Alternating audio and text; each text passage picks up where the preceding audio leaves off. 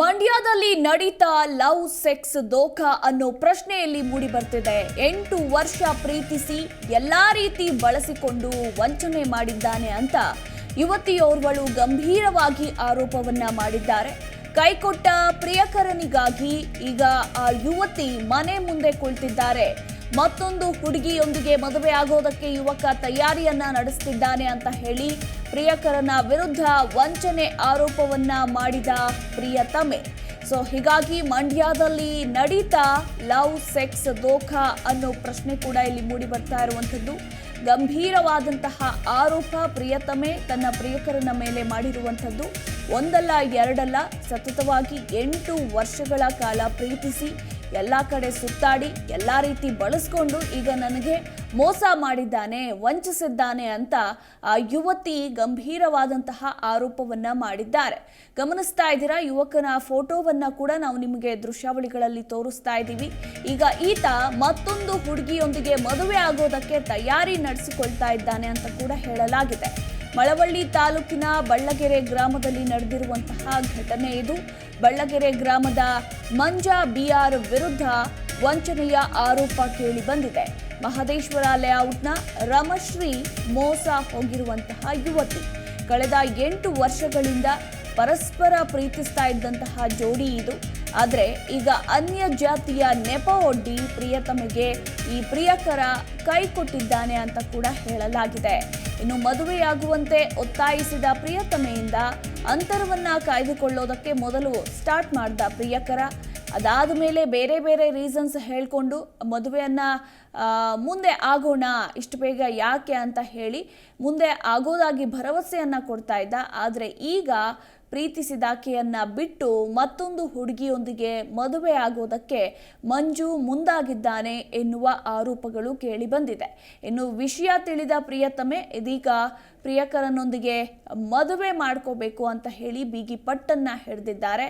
ಪ್ರಿಯಕರ ಮಂಜನ ಮನೆ ಮುಂದೆ ಕುಳಿತು ಮದುವೆ ಆಗುವಂತೆ ಇದೀಗ ಪ್ರಿಯತಮೆ ರಮಶ್ರೀ ಆಗ್ರಹಿಸಿದ್ದಾರೆ. ಇನ್ನು ನ್ಯಾಯಕ್ಕಾಗಿ ಗೋಗರೆದ್ರೂ ಕೂಡ ಯಾರೂ ಕೂಡ ಬರ್ತಾ ಇಲ್ಲ, ಮಂಜಾ ಕುಟುಂಬಸ್ಥರು ಮಂಜಾ ಕೂಡ ಬರ್ತಾ ಇಲ್ಲ ಅನ್ನೋ ಮಾಹಿತಿ ಕೂಡ ಇದೀಗ ಲಭ್ಯವಾಗಿರುವಂಥದ್ದು. ಆತನ ಫೋಟೋವನ್ನು ಕೂಡ ನಾವು ನಿಮಗೆ ತೋರಿಸ್ತಾ ಇದ್ದೀವಿ, ದೃಶ್ಯಾವಳಿಗಳಲ್ಲಿ ಗಮನಿಸ್ತಾ ಇದ್ದೀರಾ. ಪರಸ್ಪರ 8 ವರ್ಷಗಳ ಕಾಲ ಪ್ರೀತಿಸಿ ಇದೀಗ ಆ ಪ್ರಿಯತಮೆಗೆ ಮೋಸ ಮಾಡಿದ್ದಾನೆ ಈತ ಅಂತ ಆ ಯುವತಿ ಗಂಭೀರವಾದಂತಹ ಆರೋಪವನ್ನ ಮಾಡಿದ್ದಾರೆ.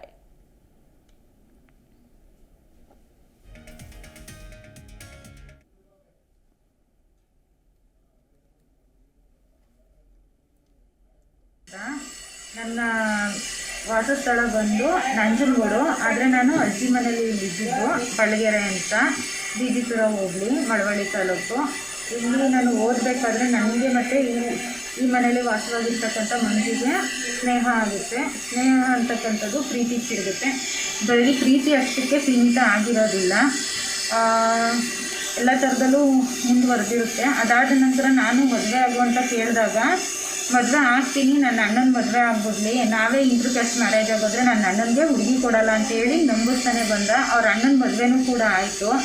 ಅವಾಗ ಮದುವೆ ಆಗು ಅಂತಂದಾಗ ಇಲ್ಲ ನಮ್ಮ ಅಣ್ಣ ಫಾರಿನ್ಗೆ ಹೋಗಿದ್ದು ಬಂದುಬಿಡ್ತಾರೆ, ಆಮೇಲೆ ಆಗೋಣ ಅಂತಂದ. ಅದು ಆಯಿತು. ಅದು ಆದಮೇಲೆ ಇಲ್ಲ ಮನೆ ಕಟ್ಟಿಸ್ತಾ ಇದ್ದಾರೆ ದೊಡ್ಡಪ್ಪ, ಇದೇ ಕಥೆಗಳನ್ನ ಹೇಳ್ತಾ ಬಂದ. ಈ ನಡುವೆ ನನಗೆ ನಮ್ಮ ಮನೆಯಲ್ಲಿ ಯಾವುದೇ ರೀತಿಯಾದಂಥ ಸಂಬಂಧಗಳು ಬಂದರೂ ಕೂಡ ಇಲ್ಲ ಆಗಬೇಡ, ನಾನೇ ನೀನು ಮೋಸ ಮಾಡ್ತೀನಿ, ಆ ಥರ ಮೋಸ ಮಾಡಿದ್ರೆ ಬಂದು ಚಪ್ಪಲಿ ತೊಗೊಂಡು ಹೊಡಿ, ನಾನೇನು ಬೇರೆ ಊರನೋ ಇದೇ ಊರೋ ಅಂತಾನೆ ಅಂತೆಲ್ಲ ಹೇಳೋದಕ್ಕೆ ಸ್ಟಾರ್ಟ್ ಮಾಡ್ದೆ. ಆಮೇಲೆ ನಾನು ಯಾವಾಗ ಮದುವೆ ಆಗುವಂತ ಕೇಳೋದಕ್ಕೆ ಸ್ಟಾರ್ಟ್ ಮಾಡಿದೆ, ಆವಾಗ ಒಂದು ಕತೆಗಳು ಸ್ಟಾರ್ಟ್ ಆಯಿತು. ನನ್ನ ಕಾಲ್ನೆಲ್ಲ ಬ್ಲಾಕ್ ಮಾಡೋದು, ನನಗೆ ಕೆಟ್ಟದಾಗಿ ಬೈಯೋದು, ಈ ಥರ ಎಲ್ಲ ಸ್ಟಾರ್ಟ್ ಮಾಡ್ದೆ. ಆಮೇಲೆ ಒಂದೇ ಊರು, ನಾನೇನಾದರೂ ಮದುವೆ ಆದರೆ ನಮ್ಮಪ್ಪ ಊರಿನ ಯಜಮಾನ, ನನಗೆ ಜೋರು ತೊಗೊಂಡು ಹೊಡಿತಾರೆ ಅಂತೆಲ್ಲ ಹೇಳೋದಕ್ಕೆ ಸ್ಟಾರ್ಟ್ ಮಾಡ್ದೆ. ಅದು ಅಲ್ಲದೆ ನಾನು ನೀನು ಬೇರೆ ಜಾತಿ ಅಂತೆಲ್ಲ ಹೇಳ್ದೆ ಸರ್. ಅದಕ್ಕೆ ನಾನು ಅಂದೆ, ಮೊದಲು ಗೊತ್ತಿರಲಿಲ್ವಾ ನಿನಗೆ ಅಂತಂದರೆ ಇಲ್ಲ ಇದೆಲ್ಲ ಆಗಲ್ಲ ಅಂತ ಹೇಳೋದಕ್ಕೆ ಸ್ಟಾರ್ಟ್ ಮಾಡ್ದೆ. ಅದಾದಮೇಲೆ ನಾನು ಈ ವಿಚಾರವಾಗಿ ತಿಳ್ಕೊಳ್ಳೇಬೇಕು, ನಿನ್ನ ನಿರ್ಧಾರ ಏನು ಫೈನಲ್ ಆಗಿ ಹೇಳು ಅಂತ ಕೇಳೋದಕ್ಕೆ ಜುಲೈ 27 ಅವನು ಬೆಂಗಳೂರಲ್ಲಿ ವರ್ಕ್ ಮಾಡ್ತಿದ್ದ. ಅವ್ನು ರೂಮ್ಗೆ ಹೋಗಿ ಕೇಳಿದಾಗ ಅಲ್ಲಿ ಮಾತುಕತೆ ನಡೆದು ಅಲ್ಲಿ ನನಗೆ ಹೊಡೆದ ಸರ್. ಅವನು ಹೊಡೆದಾಗ ಅಲ್ಲಿ ಅಕ್ಕಪಕ್ಕದವರು 112 ಕಾಲ್ ಮಾಡಿದ್ರು, ಚಂದ್ರಲವಟು ಕರ್ಕೊಂಡೋದ್ರು. ಅಲ್ಲಿ ನಮ್ಮನ್ನು ಮಾತಾಡೋದಕ್ಕೆ ಪೊಲೀಸರು ಬಿಟ್ಟಾಗ ಅಲ್ಲಿ ಒಪ್ಕೊಂಡ, ನೀನು ಅನ್ನತ್ತೆ ಇಲ್ಲ ನಾನು ಅನ್ನತ್ತೆ ಇಲ್ಲ, ಈಗ ನನಗೆ ಜೈಲಿಗೆ ಹೋಗೋದಕ್ಕೆ ಇಷ್ಟ ಇಲ್ಲ, ನೀನು ಮನೇಲಿ ಮಾತಾಡು ನಾನು ಮನೆಯಲ್ಲಿ ಮಾತಾಡ್ತೀನಿ ಅಂತ ಹೇಳ್ದ. ಆ ಸಂದರ್ಭದಲ್ಲಿ ಮಂಜುವಿನ ಸ್ನೇಹಿತನಾದಂಥ ಮಂಜುವಿನ ಅಣ್ಣನ ಸ್ನೇಹಿತ ರವಿಕಿರಣ್ ಅನ್ನೋರು ಬಂದು, ಇಲ್ಲ ಕಣಮ್ಮ ಇದೆಲ್ಲ ನನ್ನ ರೆಸ್ಪಾನ್ಸಿಬಿಲಿಟಿ, ಅವ್ರ ಮನೇಲಿ ಹೋಗಿ ಮಾತಾಡಿ ಒಪ್ಪಿಸಿ ಮದುವೆ ಮಾಡಿಸ್ತೀನಿ, ಈಗಲೇ ಏನು ಜೈಲಿಗೆ ಹಾಕಿಸ್ಬೇಡ ಬಿಟ್ಬಿಡಮ್ಮ ಅಂತೇಳಿ ರಿಕ್ವೆಸ್ಟ್ ಮಾಡಿದ್ರು. ಅವ್ರು ರಿಕ್ವೆಸ್ಟ್ ಮಾಡಿದ್ರು ಅಂತೇಳಿ ಅಲ್ಲಿ NCR ಮಾಡಿಸಿ ಆಯಿತು ಮನೇಲಿ ಮಾತಾಡು ಅಂತೇಳಿ ಕಳಿಸ್ತೀವಿ ಸರ್. ಕಳಿಸೋ ದಿನದಿಂದ Manju number switch off sir. Switch off ಆಯಿತು. ನಾನು ಆಯಿತು ಸ್ವಿಚ್ ಆಫ್ ಆಯಿತು ಅವು ಆನ್ ಮಾಡ್ತಾನೆ ಅಂತ ಅಂದ್ಬಿಟ್ಟು ರವಿಕಿರಣ್ ಅನ್ನೋರು ಫೋನ್ ಮಾಡಿದೆ. ರವಿಕಿರಣ್ ಅನ್ನೋರು ಇಲ್ಲ ಕಣಮ್ಮ ನಾನು ಮನೇಲೇ ಹೋಗಿ ಮಾತಾಡ್ಕೊಂಬರ್ತೀನಿ ಅವ್ರ ಅಪ್ಪನ ಜೊತೆ ಅಂತ ಅಂದ್ಬಿಟ್ಟು ಇಲ್ಲಿ ಬಂದು ಮಾತಾಡಿದ್ರಂತೆ. ನನಗೆ ಹೇಳಿದ್ರು ಮಾತಾಡಿದ್ದೀನಿ ಅಂತ ಅಂದರು. ಇಲ್ಲ ಅವ್ರ ಅಪ್ಪ ಅಂದ್ರಂತೆ ಅವನು ಹೆಂಗಾರ ಮದುವೆ ಮಾಡ್ಕೊಂಡಿರಲಿ.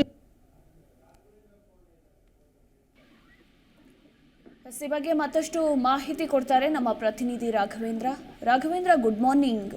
ಸತತವಾಗಿ 8 ವರ್ಷಗಳ ಕಾಲ ಪ್ರೀತಿಸಿ ಇದೀಗ ದಿಢೀರಂತ ಆ ಪ್ರಿಯತಮೆಯನ್ನ ಬಿಟ್ಟು ಬೇರೆ ಮದುವೆಗೆ ಮುಂದಾಗಿದ್ದಾನೆ ಈ ಪ್ರಿಯಕರ ಅನ್ನೋ ಮಾಹಿತಿ ಲಭ್ಯವಾಗಿದೆ.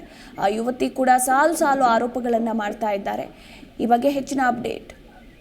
ಅಂದರೆ ಗುಡ್ ಮಾರ್ನಿಂಗ್ ಮಧುಮಲ್ಲ. ಏನು ಮಂಡ್ಯ ಜಿಲ್ಲೆಯಲ್ಲಿ ಈಗ ಯುವತಿಯವರೊಳಗೆ ವಂಚನೆ ಆಗಿರುವಂತಹ ಪ್ರಕರಣ ಬೆಳಕಿಗೆ ಬಂದಿರುವಂಥದ್ದು. ಏನು ಯುವತಿಯನ್ನ ನಮಸ್ತೆ ಎನ್ನುವಂತ ನಂಜನಗೂಡಿನ ಆಗಿರುವಂತಹ ಈ ಯುವತಿಯನ್ನ ಮಂಡ್ಯದ ಲವಳಿ ತಾಲೂಕಿನ ಬಿಜಿಪುರ ಹೋಬಳಿಯ ಬಲ್ಲೆಗಡೆ ಗ್ರಾಮದ ಮಂಜು ಎಂಬ ಕಳೆದ 8 ವರ್ಷಗಳಿಂದ ಕೂಡ ಪ್ರೀತಿ ಆಕೆಯನ್ನ ಕೂಡ ಬಳಸಿಕೊಂಡು ಇದೀಗ ಆಕೆಯನ್ನ ಮದುವೆ ಆಗದೆ ಕೂಡ ಆತನ ನಿರಾಕರಿಸಿದ್ದಾರೆ ಅನ್ನೋ ಮಾಹಿತಿ ಮೇರೆಗೆ ಇದೀಗ ಆ ಯುವತಿ ಈಗ ಯುವಕರ ಮನೆ ಮುಂದೆ ಈಗ ಧರಣಿಯನ್ನ ಕುಳಿತಿರುವುದು.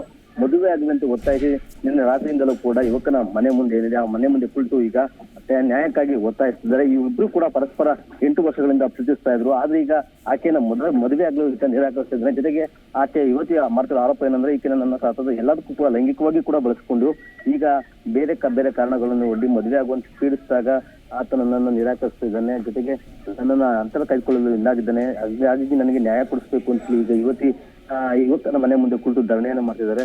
ಈ ಧರಣಿ ಮಾಡ್ತಿದ್ರು ಕೂಡ ಅವರ ಮನೆಯವರು ಕೂಡ ಅವ್ರಿಗೆ ಯಾವುದೇ ರೀತಿ ಸ್ಪಂದಿಸ್ತಾ ಇಲ್ಲ. ಹಾಗಾಗಿ ಈಗ ಆ ಯುವತಿ ಸೆಕ್ಯೂರಿಟಿ ಮೂಲಕ ತನಗೆ ಏನೇ ಹೆಚ್ಚು ಕಡಿಮೆ ಆದ್ರೂ ಕೂಡ ಈ ಮನೆಯವರೇ ಕಾರಣ, ಮತ್ತೆ ತನ್ನ ಪ್ರಿಯಕರನಾಗಿದ್ದ ಮಂಜು ಕಾರಣ ಅಂತ ಹೇಳಿ ಈಗ ಒಂದು ವಿಡಿಯೋವನ್ನು ಕೂಡ ಹರಿಯಬಿಟ್ಟಿದ್ದಾಳೆ. ಹೀಗಾಗಿ ಕೂಡ ನ್ಯಾಯಕ್ಕಾಗಿ ಈಗ ನಿನ್ನ ರಾತ್ರಿಯಿಂದ ಕೂಡ ಮನೆ ಮುಂದೆ ಕುಳಿತು ಧರಣಿಯನ್ನ ಮಾಡ್ತಿರುವಂತದ್ದು Madhumala. Yes, thank you Raghavendra ನಿಮ್ಮೆಲ್ಲ ಮಾಹಿತಿಗಾಗಿ.